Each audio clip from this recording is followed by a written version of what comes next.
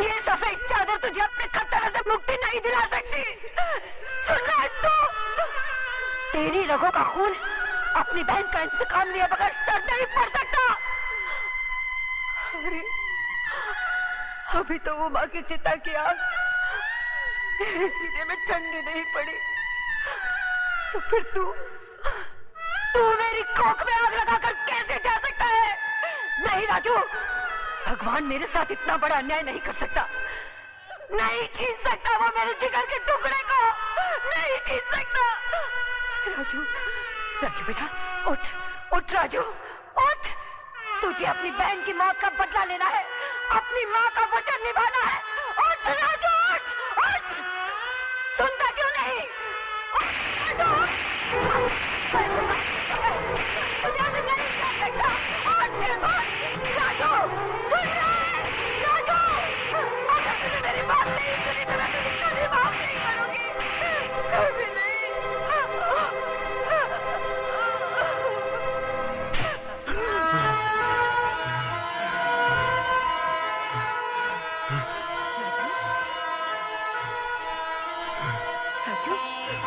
राजू मेरे बच्चे। Raju nurse, glucose और ऑक्सीजन अरेंज करो।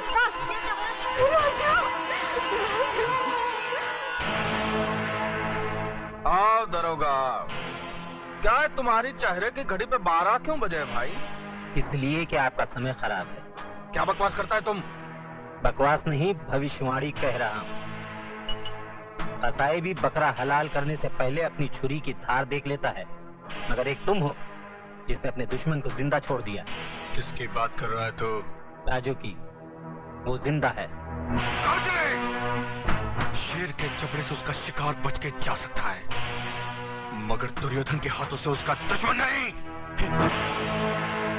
इतनी ही जोर से मेरे गिरबान के बजाय उसकी गर्दन दबाई होती तो शायद वो जिंदा नहीं बचता। तुम लोगों ने मौत को घर दिखा दिया है। मौत हमारे घर से उतनी नजदीक नहीं जितना कि वो अस्पताल है। इंस्पेक्टर प्रधान वहां पहुंच चुका है। वो तो आपकी किस्मत अच्छी थी कि उसने आपके खिलाफ बयान नहीं दिया। उसने प्रधान को सिर्फ इतना ही कहा कि उसका एक्सीडेंट हो गया। इसका मतलब ये हुआ कि ऊंट को पहाड़ की ऊंचाई का अंदाजा लग गया। डायलॉग सही है, लेकिन समझ में थोड़ा फर्क है। क्या मतलब? मतलब ये कि राजू का बयान बदलना आपकी सेहत के लिए खतरनाक साबित हो सकता है।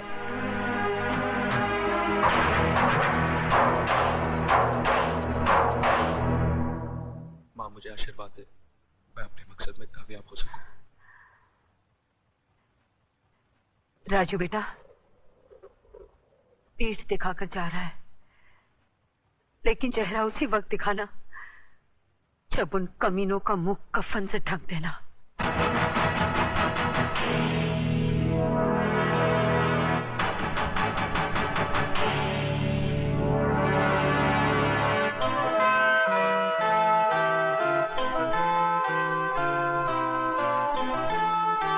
माँ का ख्याल रखना।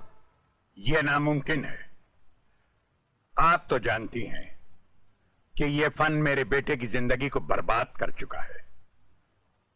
अब मैं नहीं चाहता कि इस फन का हथियार किसी मां की कोख को उजाड़ दे।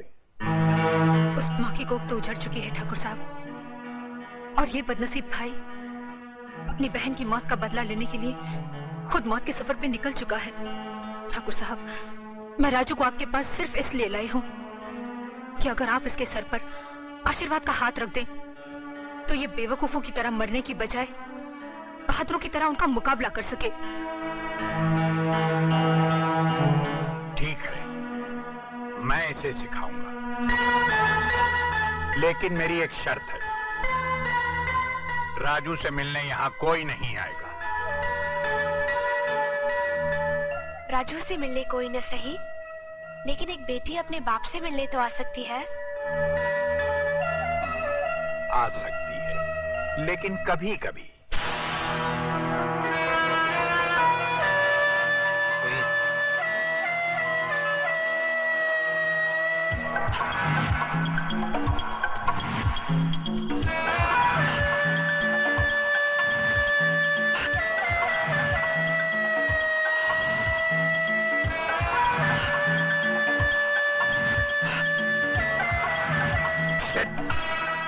कुछ नहीं, चलो। हाँ, आओ, ये, शाबाश, शाबाश, शाबाश। हाँ, देव, हाँ, हाँ, dead. हाँ, dead, dead.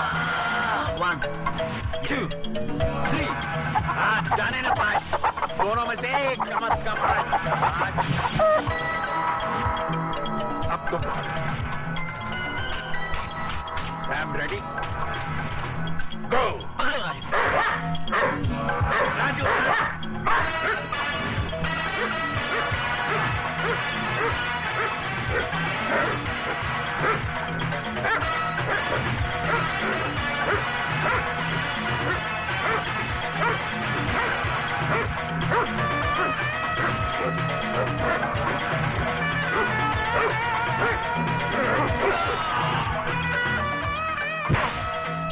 चलो राजू। ये मुझसे नहीं होगा बाबा, बहुत दर्द हो रहा है। बेटे, ये दर्द उस दर्द के आगे कुछ भी नहीं जो लाल बिहारी और उसके आदमियों ने तुम्हें दिया। याद करो उस दर्द को जो सरेआम बेइज्जत होते वक्त तुम्हारी बहन ने महसूस किया होगा। वो दर्द जो आज तक तुम्हारी मां के कलेजे में नासूर बनकर टीसे मार रहा है।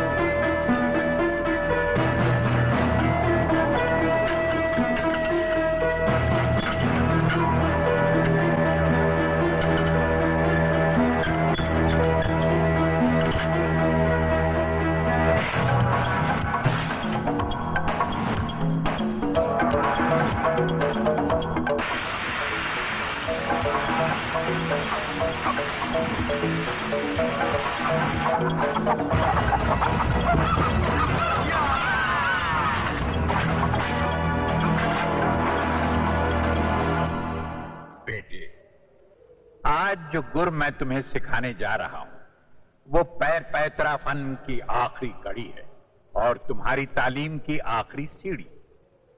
फर्ज करो लड़ाई के दौरान अगर तुम्हारी आंखों की रोशनी चली जाए तो तुम अपने सामने खड़े हुए दुश्मन को उसके कदमों की आहट से और उसके वार को हवा के रुख की काट से पहचान सकते हो। अब मैं वार कर रहा हूं, अंदाजा लगाओ कि वार किस तरफ से हो रहा है। अरे, अंदाजा लगाओ, कोशिश करो, ध्यान दो, बचो, बचाओ।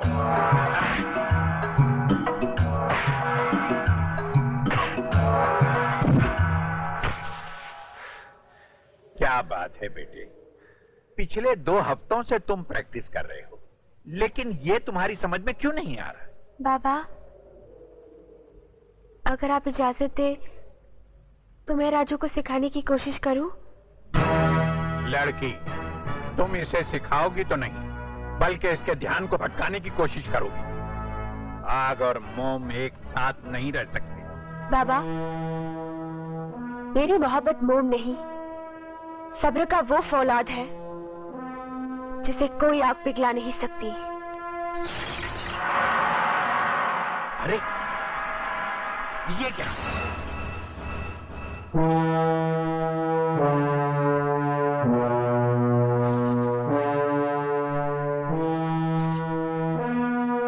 राजू, इस पायल की आवाज को पहचानने की कोशिश करो, कहां से आ रही है?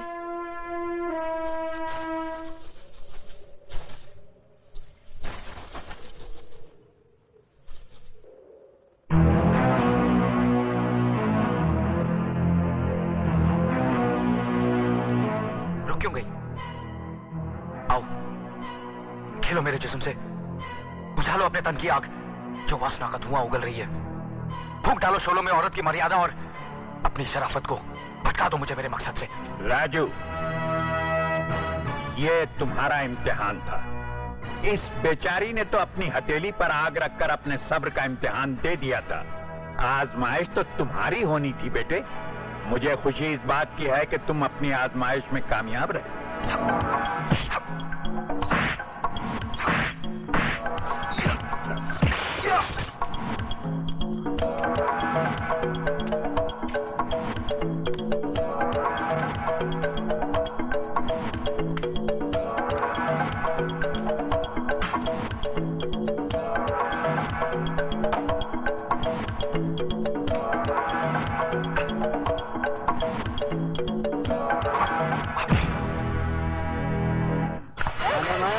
क्या जवानी है तेरी। अबे चल हट। हड्डी हट। बच्चे कहाँ जाएगी तू?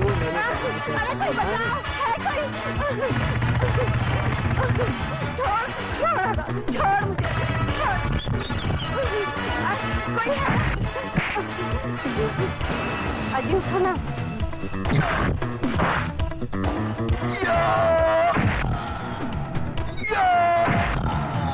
बस्ती वालों,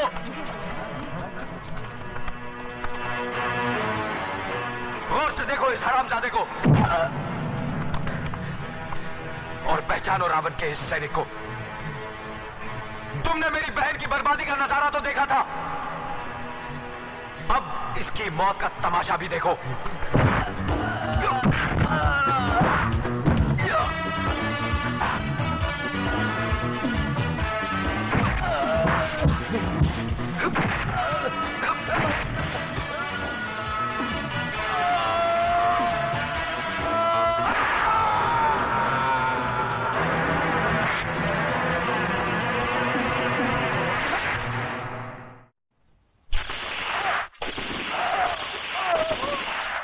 मामा जी, इसको काहे को मार दिया? अरे ये तो अपना ही आदमी था ना। इसी हरामजादे ने मारा है जीवा को। जीवा से इसकी बहुत खटापटी थी। बिहारी जी, ये भी तो हो सकता है कि किसी और ने मारा हो। और कोई मार ही नहीं सकता दुर्योधन, क्योंकि वो जौन पैतरे से मरा वो पैतरा हमारी स्कूल का है और ये ससुराऊ पैतरा बहुत अच्छी तरह जानता था। लाल बिहारी, भेजो उसे। बुढ़िया, ये कहाँ है मिट्टी फेंक के गंदा कर रही है सब? ये मिट्टी नहीं, मेरी बेटी की चिता की राख है, और मैं इसे इसलिए यहाँ बिखेर रही हूँ ताकि इसमें तभी मेरी बेटी की आंखों की चिंगारियां तेरी इस पाप की नगरी